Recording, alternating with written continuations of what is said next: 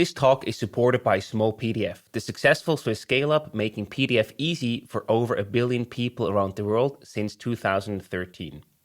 You may remember them from a previous podcast we hosted with their CEO, Dennis Just.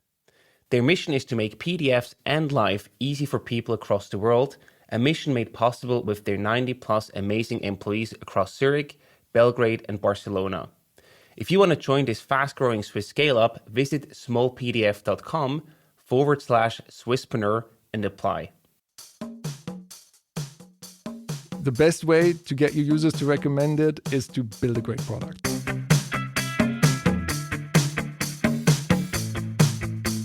Welcome to the Swisspreneur Show, a podcast about startup stories and learnings from experienced entrepreneurs. Here's your host, Sylvan.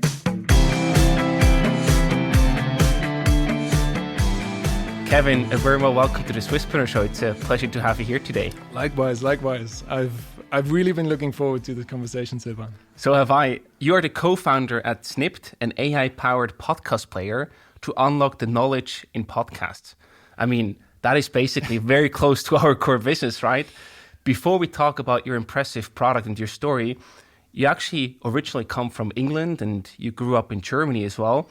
But you then came to Zurich to get your master's degree from ETH, where you also met your future co-founder, Ferdinand. He also, that's what we saw when we did our research, introduced you to the world of AI and the startup world. So how did this sort of broaden your horizons? Yeah, so maybe first of all, I completely agree. I think this conversation, given the product that we're working on, it was a conversation bound to happen. Right. And yeah, you're absolutely correct. So I came to Zurich 10 years ago now. And I think on my very first day, I met Ferdinand, who's been a very good friend throughout the entire 10 years. And he was, in fact, the person who introduced me to the whole concept of startups. Mm-hmm. So I think what you need to know is we were studying quantitative finance. So we were all set on becoming a quant at a big bank. Right. So basically, this is all about these mathematical models for risk modeling and derivatives pricing, quantitative trading. So when you talk about what you'll do afterwards, you talk about these big banks like UBS, Credit Suisse, Goldman Sachs. Nobody ever talked about startups. So he was the one who got involved in ETH Entrepreneur Club and even a club at the University of Zurich. And he convinced me and a couple of friends to join him in a meetup. So that's really how this whole thing started with startups. Wow. And it was actually also him who introduced me to machine learning, as it was called back then, right, before the marketing guys took over and called it AI. It was towards the end of our studies, and he did this course that was outside of our curriculum. And he comes up to me and says, Kevin, you have to do this course. Like, it's called machine learning. It's amazing. You will love it. Mm-hmm. And first I thought, like, what? So I told him, okay, give me the slides. And I went through the slides and I immediately fell in love with it. It created such a passion in me. I started reading more about it, doing courses online, reading blog posts, reading academic papers. Mm-hmm. And I mean, you have to know, before that, I've been studying quant finance for 5 years. Not once did I ever come up with the idea to read an academic paper in my free time. Yeah. No way. And suddenly here I was doing this in my free time, starting projects. So this quickly became a major part of my life, and it was clear this is the direction that I have to continue. You basically found your passion. Definitely, yeah. However, then you actually went to the big banks. You went to UBS, you worked there for 3 years. So of course, then the question comes up, why did you leave after 3 years and decided, well, that's maybe not the best fit for you? Yeah, so the main point was really this how I was developing this passion for machine learning. So I mean, what I just told was over a time frame of 1 to 2 years, where I got more and more into it, and I just realized, look, I'm not doing enough machine learning in my current job. No. And I have to say, my boss, he supported me and gave me projects where I could experiment and all of that. But at some point, it was like, I need a bigger challenge. So I decided to leave and take the biggest challenge of all, join a startup. Yeah, there was this thing, right, that Ferdinand introduced you to, Exactly. so why not test it out yourself? You then joined the Swiss startup Contavista. We already talked to the business angel behind it, Thomas Dübendorf, in the previous episode. So what was this first startup experience like for you? Because you came from, the big corporate world, banking. That must have felt like a culture shock. It was definitely a culture change. I wouldn't call it a shock, or it was a very positive shock. Mm-hmm. So maybe to give a bit of context to the listeners. So what I did there was I built up the AI and analytics team there. Before I joined, there was basically no one doing this, and we were working on some really exciting machine learning models that we were licensing to banks, and we were really starting with a blank sheet. And for me, this experience, especially the first couple of years of Contavista, it was like a dream to me. For me, especially two elements really played a big role. It was this creating something, and I personally have come to the realization that creating something is something that's really deeply ingrained in us humans. That I think it makes us happy. At least I've noticed that for myself. I agree, and I see it in others. And we were there. We were all hungry. We were creating something that we thought was valuable, and even the customer thought it was valuable. And the other aspect of it was play. As children, we love playing. And then as adults, we slowly start to forget about it, especially in, let's say a bit more the corporate world. Mm-hmm. And here we were, this atmosphere, this culture where you could just play with ideas and try it out and see what happens. Mm-hmm. So these two things were really culture-wise what made it like a dream. And on the other side, it was what I was learning. I mean, within 2-3 years, the amount of things that I learned, be it around how to build a product, technical things like what I learned in machine learning, coding, and then hiring. Once at some point you get your own team, then you start hiring people. But it was also just about the fundamentals of startups. Mm-hmm. Simple things like focus on the problem, not the solution. Nice Iterate, the whole build, measure, learn thing. These very basic things. I mean, I had been studying I studied for 5 years. I basically studied math and economics. Mm-hmm. You would think that somebody would teach you this in economics, but they don't. Right. And this is really something that I took away now, of course, for my new experience, but also for so many other areas in life. I think you touched upon multiple very relevant points. Having fun and also enjoying what you're doing, but then also learning and actually building things. I think if you have this combination, it becomes a very powerful thing.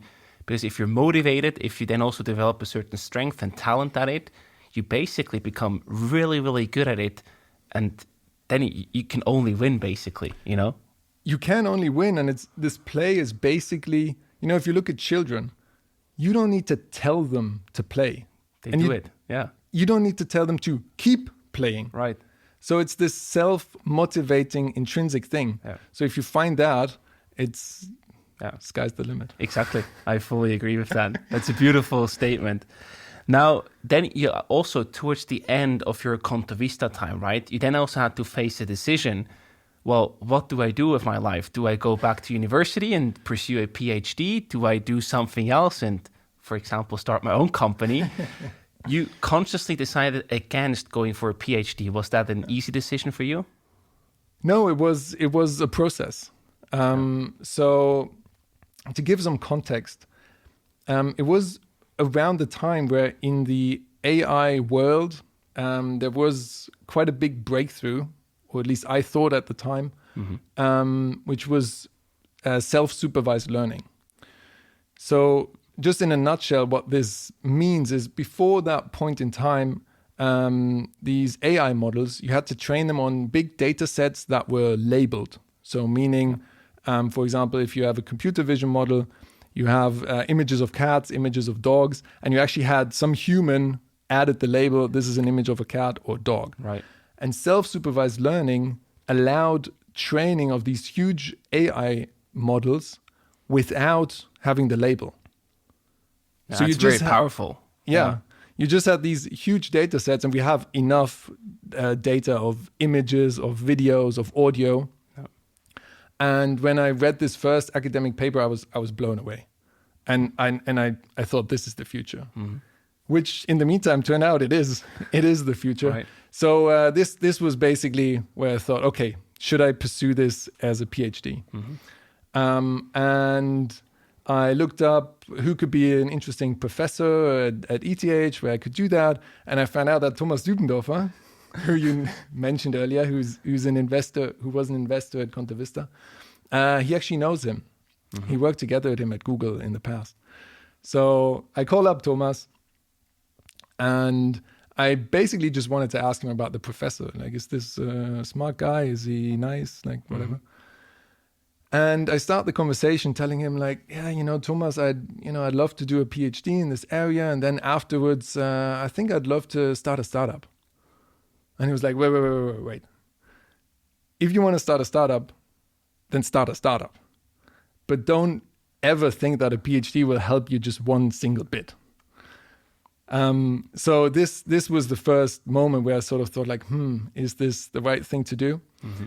But still, I was just generally very interested in this topic. So I continued to think about it, and I actually prepared my application for the PhD. And I wrote the application very carefully, where every chance that I had, I added that I want this PhD to be applied. Basically, mm-hmm. where it's not just purely theoretical, but I will create something. Right. And before I sent it off, I gave this application to a friend of a friend who was doing his PhD at that professor at that time. Okay. Yeah. He went through it, sent it back to me. In each single time I said applied, he removed it and added theoretical. Ooh, that's quite a statement. So that was the moment where I realized, look, I mean, this is just so deeply inside me that I want to create, and I want to apply, and I want to create something that's valuable. And this is exactly what you do in a startup. So let's do a startup. And of course, in the area of AI. Yeah. So no PhD. Let's go and start my own company. You then did so in 2021, right? With two co-founders together. And one of them we heard before, of course, Ferdinand. How did you keep in touch along all these days? Yeah, it was actually less about keeping in touch, but not just not drifting apart, because we were close friends. We were both living here in Zurich. Mm-hmm. We had many projects together for a couple of years. We were running the alumni club that Ferdinand actually co-founded for our study course, where we would organize meetups, like find interesting speakers, convince them to speak at our events, contact companies for sponsorship. Also a very interesting experience. Oh yeah, I can imagine. So we had all of these interesting projects. And another thing was actually one year in summer we took a GoPro, and both Ferdinand and I, we love high diving. So we went to all of the bridges across the rivers in Zurich and jumped into the water with somersaults and Auerbacher and these kind of things. Nice. And I then edited that into a 5-minute video, and so we always had some interesting stuff that we did together. And take us back to the early days, because if I remember correctly, your first focus was not on podcasts, but actually on meeting notes, or at least the first ideas that you had. Yeah. When Ferdinand and I started talking about this, one idea that came to mind, Ferdinand suggested to automate taking meeting notes. So he at the time was working for the BCG Gamma, the data science team of Boston Consulting Group. Mm-hmm. So he was used to having these corporate meetings, right, where somebody had to take meeting notes. And we basically looked at it and we thought the AI technology should actually be there, like the level of quality. So it's more a question of putting the pieces together and seeing how well it works. Right. So we decided, let's just take a weekend and try to hack together like a really crappy prototype, and just to get a feel of it. So to do that, we actually decided to apply for HackZurich, like Europe's biggest hackathon, because it was a perfect excuse to block the entire weekend and have a cool atmosphere where we could try this out. However, before we actually participated in HackZurich, I was listening to a podcast episode about podcasting and the future of podcasts. And when listening to this episode, they were talking about all of the problems that exist in podcasting. And I just realized these are all of the problems that I myself have. These are all of the things that were annoying me. And the next realization was like, wait, all of the things that Ferdinand and I have been talking about from a technology point of view for these meeting notes, it's very similar actually, and we could use very similar technology to solve a lot of these problems. So yeah, we decided to go to HackZurich and actually do something for podcasts instead of meeting notes. So it was more of also a personal relation to the problem that you were trying to attack there. Definitely. That was a big part of it, that we just saw, both Ferdinand and I, we were users. We had this problem ourselves, and we would love to see a solution. Right. We could also ourselves be judge much better what kind of solution would be good and what wouldn't. Yeah. And we could, one of the questions that you often get asked, or one of the questions you should ask yourself before you start a startup and a certain idea is, can you see yourself work on this idea for 10 years? Right. Yeah. And with podcasts, that answer was 100% yes. Yeah. But with meeting notes, probably not so much. Or at least a less strong yes. I think it would have been more challenging, let's put it like that. Very, very diplomatic. So then what happened after the HackZurich attendance? Because then you did start your company. You founded the company in 2021. How did that come together, and why was the timing right to get started back then? Yeah, I mean, the timing, I think that there's never the perfect timing. No. I think there's like so much that you can read online about when, and like, no, at some point you have to go for it. So that's just, as a disclaimer. But for us, the situation was that both Ferdinand and I were at a point in our jobs where we were starting to think about the next step. And we saw that in this podcast area, there were these problems. And just shortly before we actually went to HackZurich, there was, again, a breakthrough in the AI community in the area of speech AI. So it was actually this, I mentioned earlier, this self-supervised learning. This started in the area of natural language processing. So understanding texts. Right. And this moved or was introduced in speech AI. So basically now this came into this field, and to me it was clear that now, like the next couple of years, it would progress similarly fast in this area as natural language processing did the years before. So this was sort of the why now answer with respect to the solution. And then personally on top, like a bit of this cherry on top was that we won HackZurich, which gave us, this extra kind of activation energy. Let's go. Yeah, we knew, or, we kept telling ourselves, okay, winning a hackathon doesn't of course, validate anything. But the thing that really helped us or gave us some validation was how many other participants approached us afterwards, telling us like, oh my God, I have these problems. Nice. And this would be amazing, something like this, maybe a bit different, but, like this technology will really solve the problem that I have with podcasts. And this was actually the thing which was much, much bigger than winning. And then you and Ferdinand went together to HackZurich, but then about 1 month later, right, you also had a third co-founder joining you, Mikel. How did that happen? Yeah, so Mikel joined us a month after we started. So that was then 3 months after HackZurich. Right, yeah. So after HackZurich, like the same month, we quit our jobs. But then we had 3 months notice period.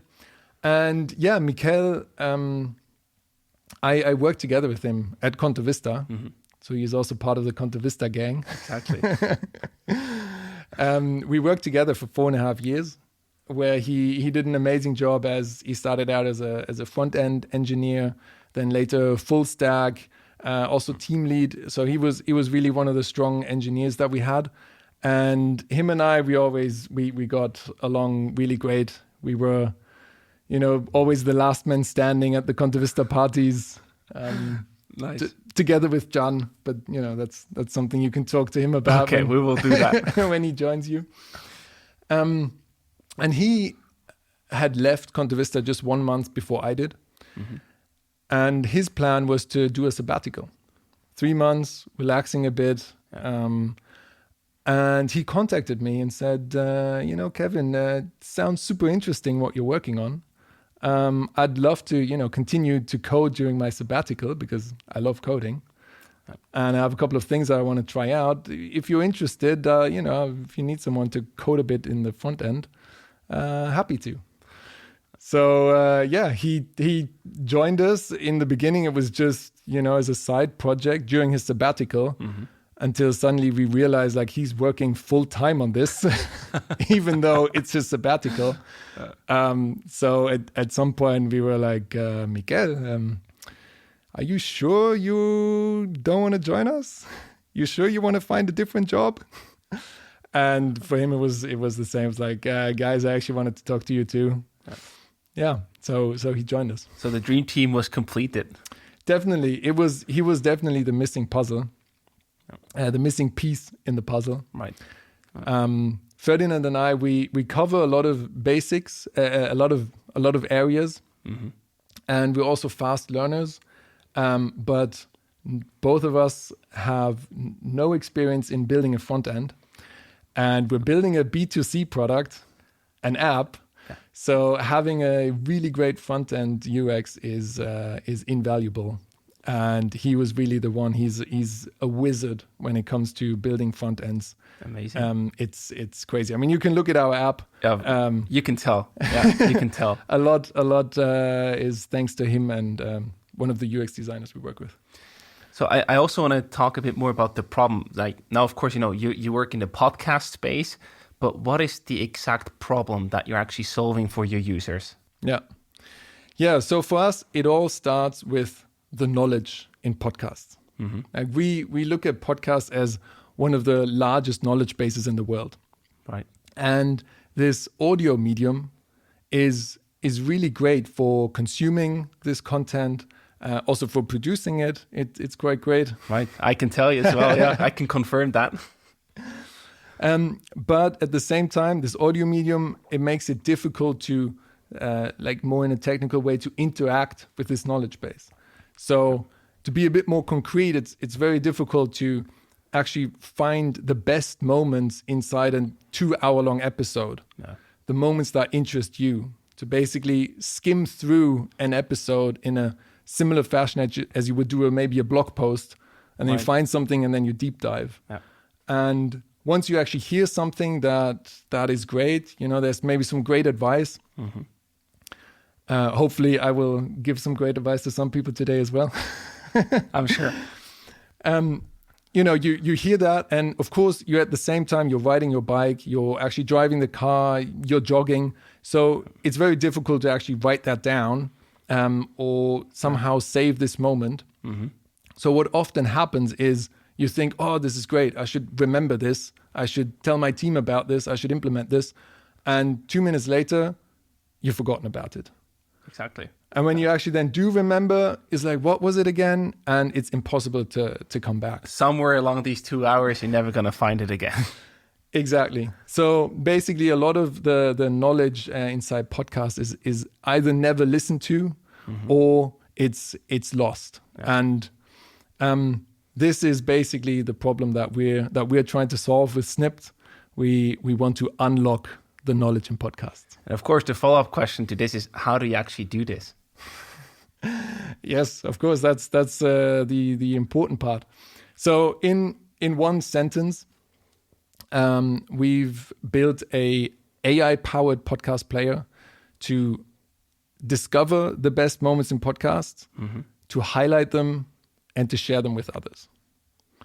So in what this means in detail, I think it's great to start with what we've been focusing on in this first phase of our company life, because we're still young.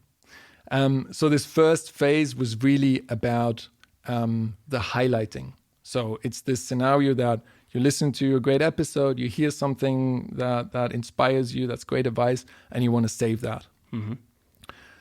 So what we've built here is that in our app, if you listen to a podcast and you're in such a moment, you can press one button in the app or on your headphones. It's actually a triple click on your headphones. And our app will save that moment. And how that happens is our AI will analyze the content that you've just listened to, will determine the best start and end point to capture the full context of this moment. It will provide you with a transcript and then generate a summary of that and a descriptive title. So you can think of it, you're now on your jog, you're jogging, Silvan, you're quite fit. You listen to a great episode. Every now and then you hear something great that you want to save. So you just triple click your headphones. And after an hour of your jog, you come back to the app and let's say you have 5 highlights and they're all prepared for you with a descriptive title, such that you can easily here they were talking about the whole consciousness thing, and here they were talking about the startup advice. And even to refresh your mind, you don't even always have to re-listen to the whole moment. You can read the summary and be like, now I remember. And of course, finally, we all, as humans, if we come across something incredible, we love sharing that with others. True. Yeah. So now you can just take this moment and share that with someone else by sending them a link that they can directly listen to this moment. Or even now, completely new since Monday, you can even create short, up to 1 minute, beautiful videos out of this moment. It's fantastic. Our team actually internally already sent that. Oh, look, this is so cool, this new feature this week, like yesterday or before yesterday, they shared that. Amazing. And I think that's really a game changer for how the way that people listen to podcasts, really driven by your innovative and basically breakthrough technology in the background. Yeah, definitely. This is also one of the feedbacks that we are receiving from users, that they tell us, guys, your app has changed the way I interact with podcasts. And this is really the direction that we're going. We have now, so this was basically like phase 1, and now we're slowly moving into phase 2, where, as I mentioned in the beginning, it's also about discovering. And what we are now starting to experiment with is basically allowing the user to find the best moments within an episode. Nice. So one of the features that we've had in the app for a long time is our automatic chapters. So we have an AI model that takes the episode, processes it, and divides it into chapters. And each chapter gets a title and a summary. Yeah. So this way, as a user, you can go browse through the chapters and be like, oh, this is actually what I'm interested in most. Yeah. Here's where Silvan asks Thomas Dübendorfer how to pitch a business angel. True. Yeah. So you dive right into that moment. So this is one of the first discovery features, which is really loved by our users. But now we're continuing to do more experiments.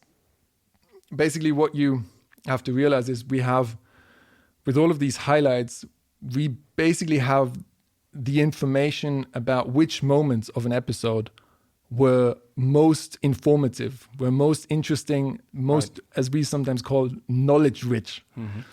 So we've started to train AI models to predict which moments of an episode that have not been listened to by anyone yet, which moments will be the most interesting, and then of course also personalized to the user. So without revealing too much, we really have some great experiments running and some exciting features coming up in the future. I already see the investor slide, right, with the network effect of getting better and better at this, which is super convincing for investors. But before, you mentioned that you actually started with a crappy MVP, right?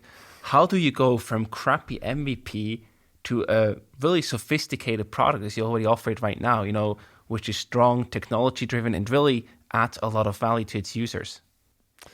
Yeah, I think the core of everything at a startup is iterations. So you really have to iterate as fast as possible to make small steps and learn. And for us, when we started out, like at the very, very beginning, where it was just Ferdinand and me, we said, okay, we want to optimize for learning. So especially early stage startup, I think you should always optimize for learning, like what do you not know, and do everything to find that out. I love that. So we said, okay, actually a lot of the AI stuff, we were quite confident that we would solve that.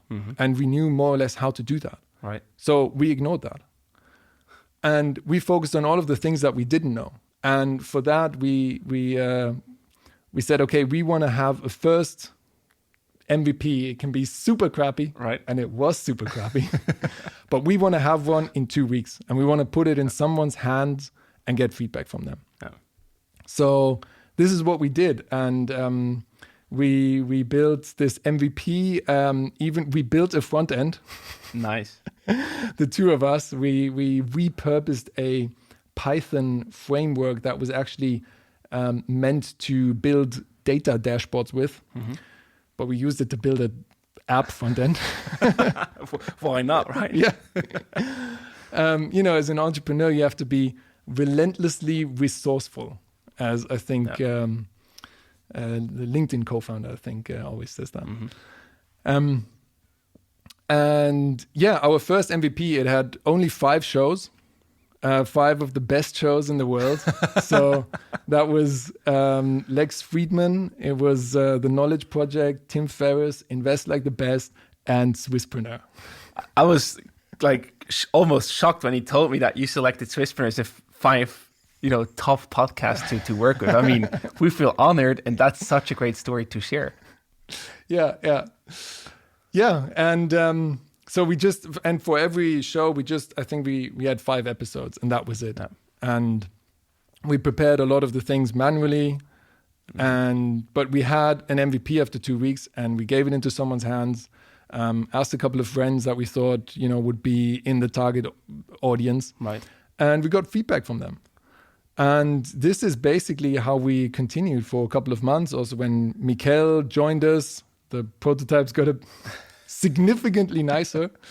But that's basically how we iterated our way in finding, okay, what's actually important to a user and what's not important. Where do we have to focus more on, and what's really our niche. Right.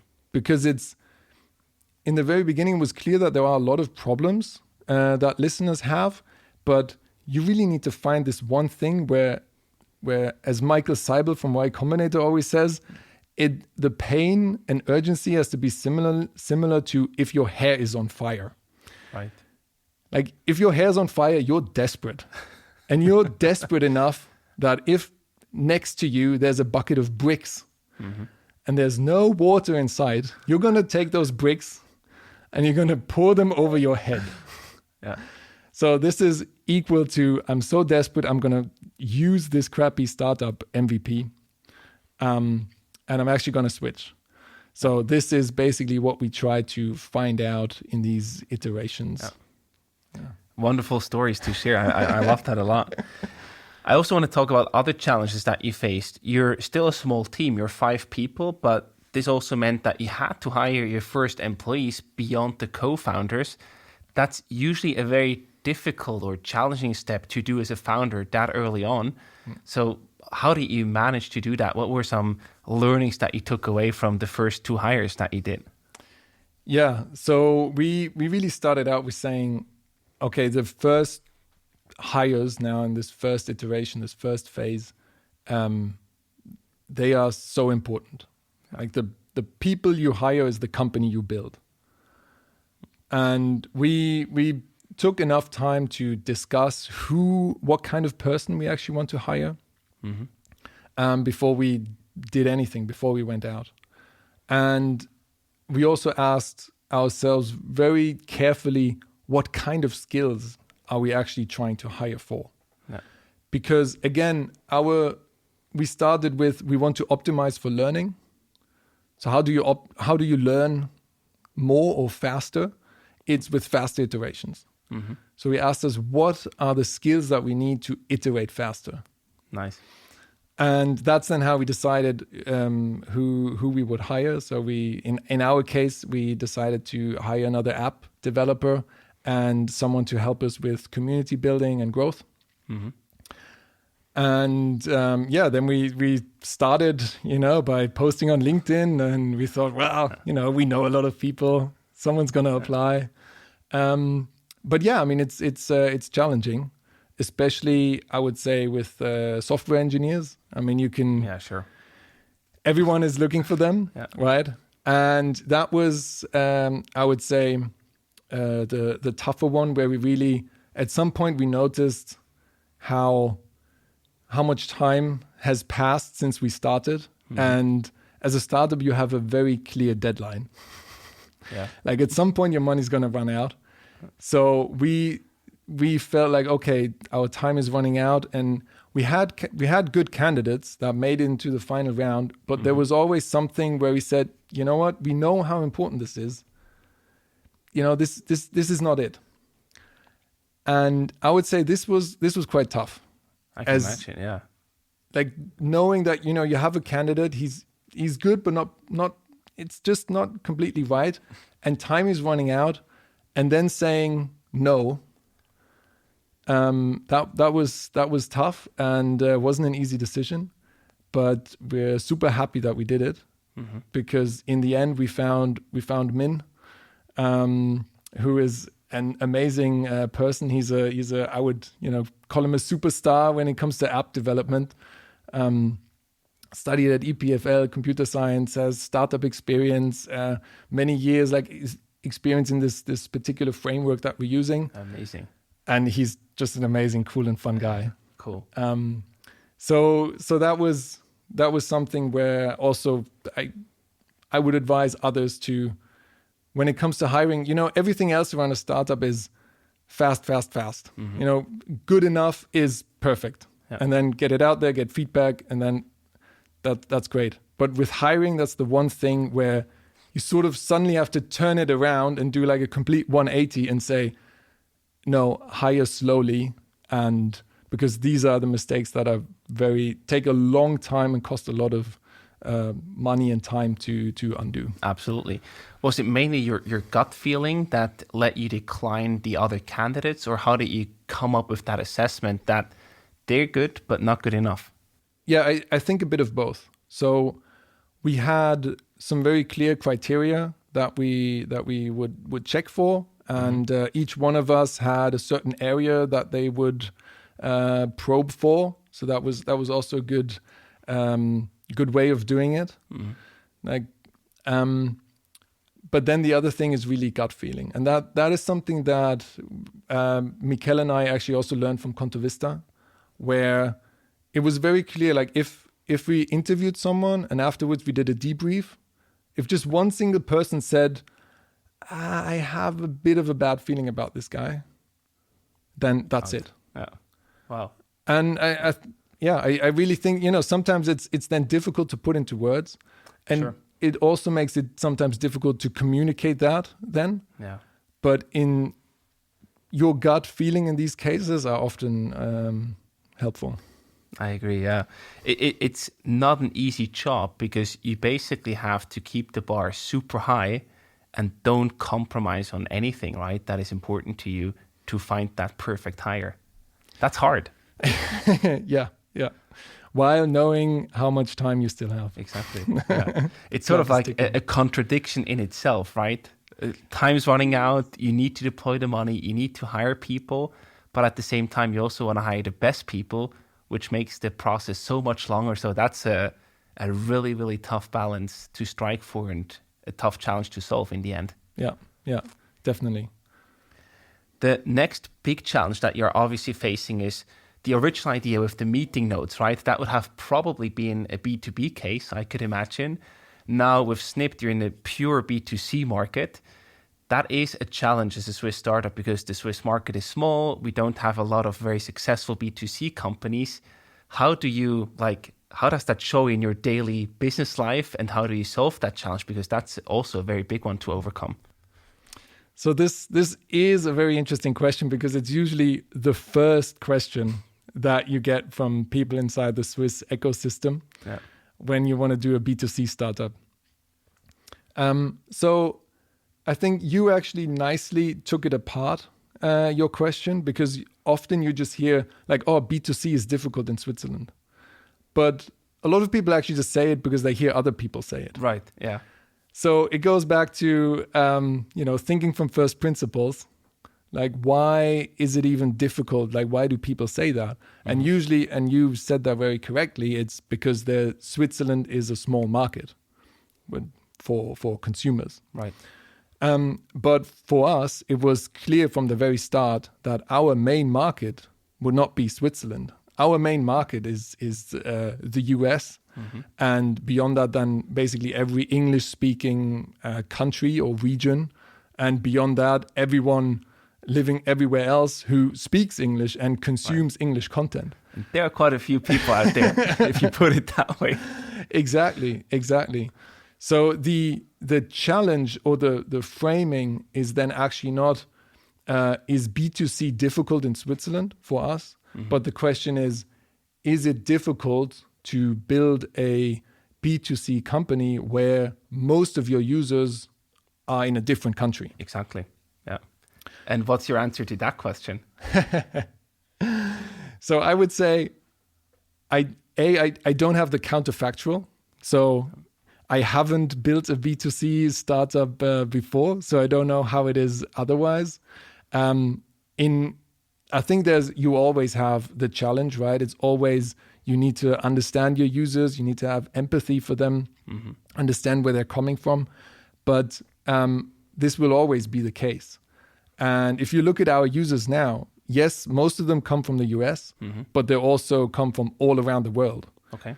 So even if we would be located in the US, we would still have the same problem or the same challenge. Right.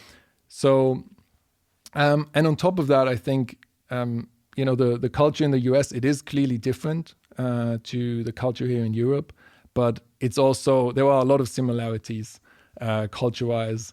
And, we're all listening to the same podcasts. True, yeah, true. And also our team is very international. Mm-hmm. So I think there is definitely a challenge. Is it bigger compared to being in the US? Maybe it's a bit bigger. Is it so much bigger that it's an obstacle? No, I don't think so. Probably not.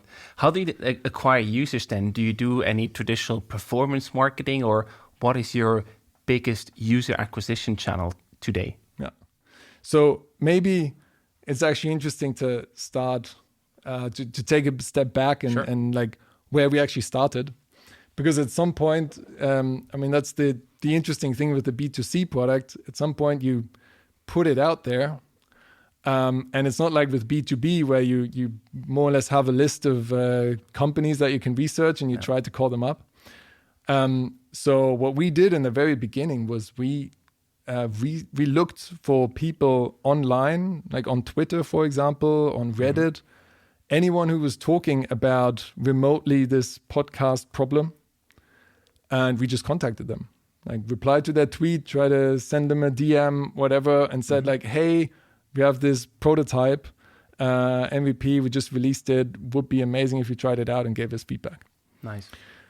So this is how we started in the beginning, and we then at some point, you get like a couple of users this day, a couple of users the other day, and suddenly you realize like, oh, now every day there are like 5 to 10 users checking out our app. Cool.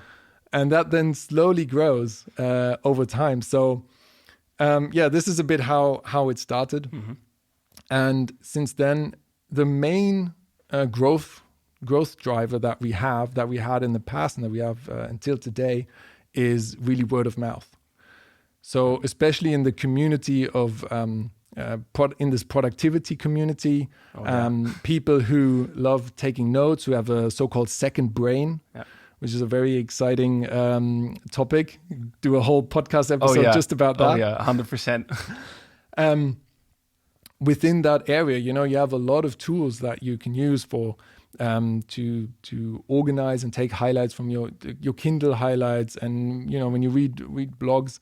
And suddenly we came into the picture, and now you could do that with podcasts as well. So we also built some integrations to make it easier for these people to sync these highlights from our app to their Notes app. And this also then helped us, in word spread in these communities. And there it's really a big thanks to our users, because they were the ones who, they contacted us telling us like, oh, I love your app. Nice. I told everyone, I'm like in this private Discord channel, I told everyone to download it. So until this day, this is our main driver. And it's been incredible so far. That's a wonderful feedback to receive, right? Because this is basically the validation that you are solving a relevant problem, but at the same time also generate enough value for your users so that they then recommend you to their friends or peers. I wonder, do you also leverage that in any way in the app itself? Like, do you proactively ask for referrals and sort of try to kick off this viral loop of recommendation? We've done some small things there, here and there, nothing too big. It basically goes back to, we want to make it as easy as possible, of course, for them to recommend us. But in the end, the biggest thing really comes from the best way to get your users to recommend it is to build a great product. True. Yeah. So I mean, this is maybe a bit of also a learning, not a surprising one, but for some of the things, another growth channel for us is, our users also share these highlights with one another. Of course, right? Yeah. So there was this moment very early on where we tried to push sharing a bit more. And there was actually one user who formulated it really well. He sent us feedback and saying like, guys, I love your app, but don't push this sharing in my face. Like, if I hear something great, something that I really love, I will share this. This is like, 100%. This is so natural to us humans. So don't worry about this. I will do this. So this was then also a moment where we said, okay, like, let's focus all of our energy to make this product amazing, that they can highlight this, and then of course make the sharing easy, but not try to artificially, not push it too hard. Yeah, 100%. There's one last thing that I think really is so fascinating about your case is basically the mafia phenomenon, if you want to call it that way. Gian Reto is also invested in Snipd, the former co-founder at Contovista. You basically met one of your co-founders at Contovista. So this is a perfect example of how a startup can emerge out of another successful startup. So how important is this support and network, or the mafia phenomenon behind it, for you to actually build a successful company yourself? I think it's very valuable. And I think it's very valuable for the Swiss ecosystem in general. We are very grateful, Mikel and I, for the support that we've received from not just from Gian, who you just mentioned, but also from Nicolas Cepeda and Fabio Bernasconi. Nico is also co-founder of Conte Vista, and Fabio Bernasconi was the first employee, like almost co-founder. Yeah. And when we started out, I remember in the very first week, for example, we met with John, and he did a very long session with us, challenged things with us, cool. And has been a great coach, especially throughout like the first 6 months of our journey. With Nico, we did sessions, Fabio as well, and they also introduced us to people, which was very valuable. And this was also very valuable when it came to fundraising. Mm-hmm. This is, I think, in the beginning, for every startup, it's a bit of a weird situation, and you do not really know where to start and what kind of valuation you can ask for, and all of these things. And so there it was incredibly valuable to have these. Also, another person who helped us a lot was Rasmus Rote, actually, like the founder of Morantix. Fantastic. You should also have him on the show one day. You had his co-founder Adrian Locher. True, yeah. But Rasmus is also on our list. That's for sure. That's good. So this was really very valuable. Yeah. And I can only motivate any other successful founders who are listening to, basically reinvest into the ecosystem. This, I think, is the best. Thinking of as the ecosystem as a startup. This is the best growth engine that the ecosystem can have, much more than teaching people about entrepreneurship, which I think they should. But sure, this reinvesting, basically having early employees that learn and then go out and do their own thing, and then you believing in them. And for us, this. We're super grateful for all of these people, and it's not just John, but also if you think about Wingman, another one of our investors, Wingman VC, they were founded by Lukas Veda and Pascal Matis and Alex. And Pascal, for example, was the founder of Get Your Guide. Lukas built Eat.ch and sold it. So you have all of these moments that you can. Or this network that you can trace back. And so this is what we have to do as the Swiss ecosystem. Fully agree. That's also why we published this Swiss Startup Mafia map, right? That we put together to sort of measure the health of the ecosystem. Are there more companies emerging out of successful exits?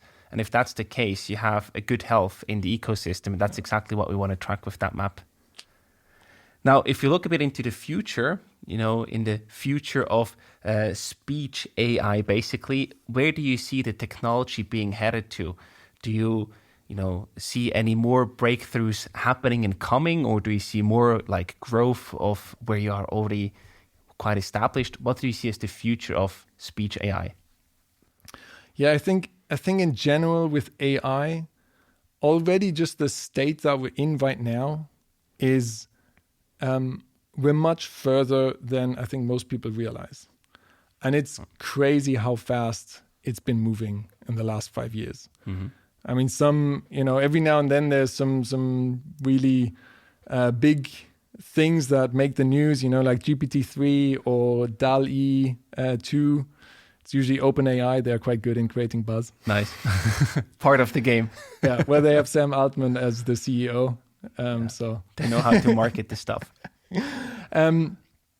But looking at speech AI, I think like one of the things that excites me in the whole speech to text area, for example, is historically, again, before this whole self-supervised learning thing, it was very difficult to get these models to work for so-called low resource languages. So that means a language where there are not a lot of data sets with labels. Yeah. So for speech, that would be audio, somebody talking, and then you actually have the transcript for that. Mm-hmm. You can use that to build a model.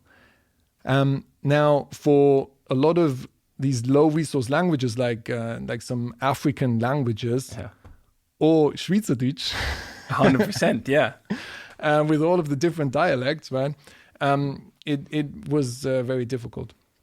So now with this self-supervised learning, there have been some really amazing breakthroughs where basically you train this model just on the speech data, which is easy to get for various languages. Yeah.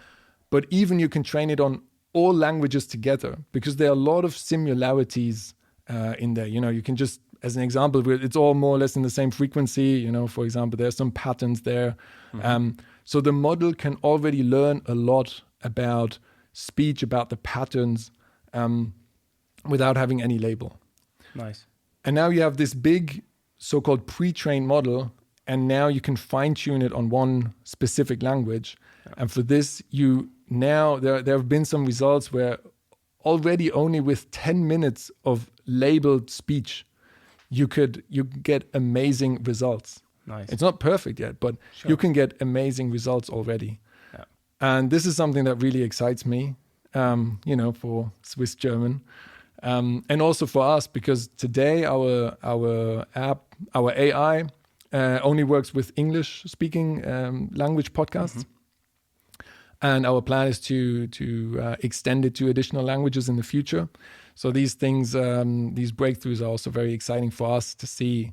It won't just be then German and French and Spanish, but right, the future is much broader. So your vision with Snipd really is to also capture other languages and really own that podcast market to a certain degree. Of course. Maybe one additional thing with respect to the speech AI. So another area that is also very interesting is the reverse. So not speech to text, mm-hmm, but also text to speech. Yeah. So we all know the robotic voices from the 90s, right? Yeah. Hello, I am Silvan.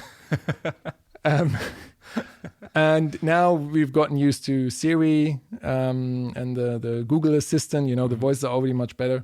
But there are some exciting startups out there that really are creating very expressive speech out of text with emotions. And when you look at both of these, like what's happening in speech to text and text to speech, mm-hmm, this for me really shows what the future is. And it's basically that speech will live in both the text and audio domain simultaneously. And you as a consumer can seamlessly switch between these two media and leverage whatever the advantage is of that particular moment. If you find a blog post interesting, but you're jogging, hey, read it out to me, right? Nice. Yeah. If you're listening to a podcast and you want to take something and copy it to your notes, no problem. Yeah.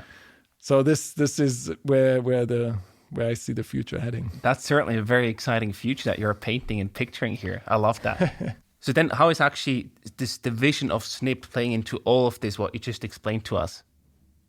Yeah, so in the really looking ahead in the future, the way I see it, when you open up Snipd, and you will immediately see within your hundreds of podcast show subscriptions, you will immediately see the moments that are most interesting to you.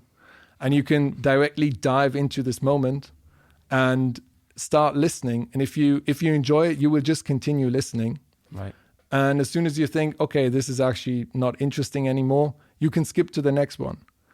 Now, this might be in the same episode because our AI has recognized, look, there's another area in this podcast that is super interesting to you. Right. And then again, you can continue listening, or it might jump to the next episode.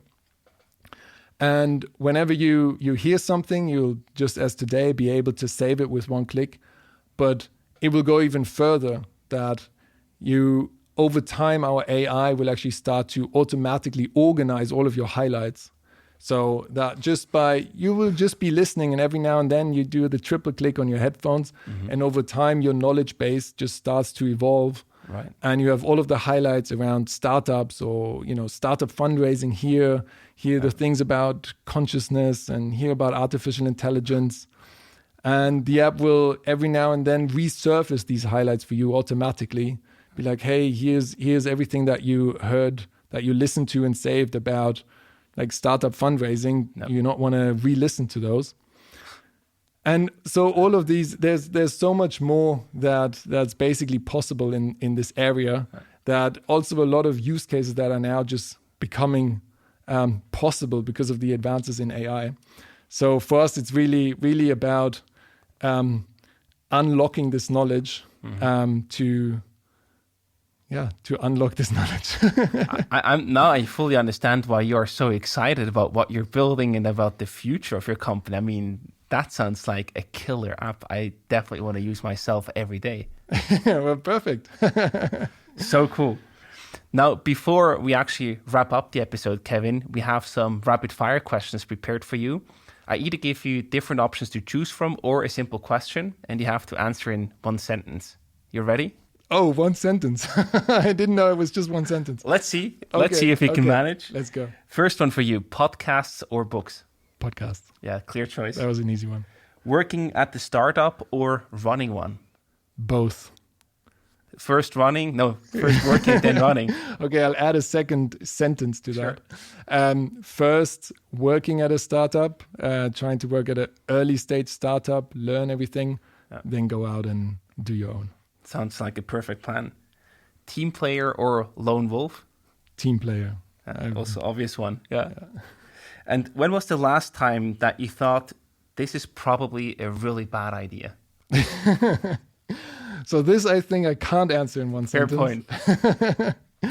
So I think, really some moments from some of our offsites come to mind. So what you have to know, we really love playing table tennis. Nice. And at every offsite, we always find a table that we turn into a table tennis table. It's a bit of a tradition. And at our last offsite, 2 of us forgot their table tennis rackets. So we only had 3 rackets, but we love playing doubles, 2 against 2.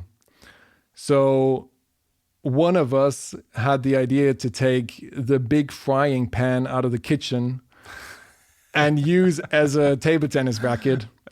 And you have to imagine we're in this very nice Airbnb with some fancy furniture and a really beautiful table.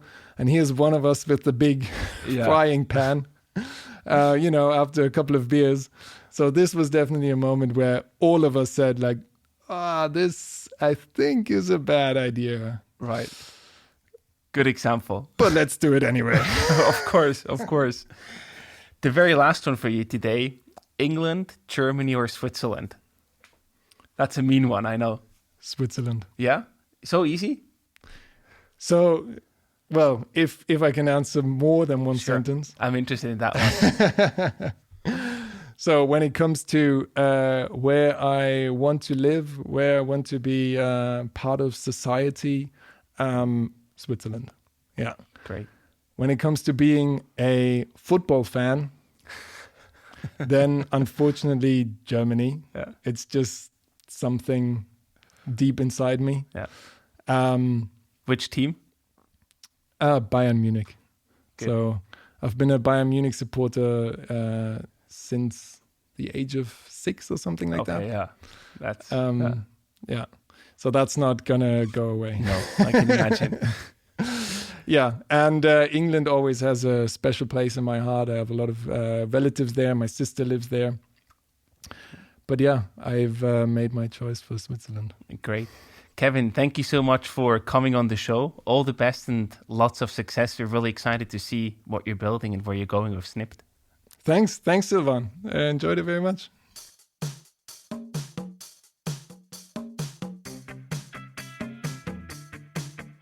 We hope you enjoyed today's episode. If you did, you can support us by rating our show on Apple Podcasts. This way, we can reach an ever-growing number of aspiring entrepreneurs.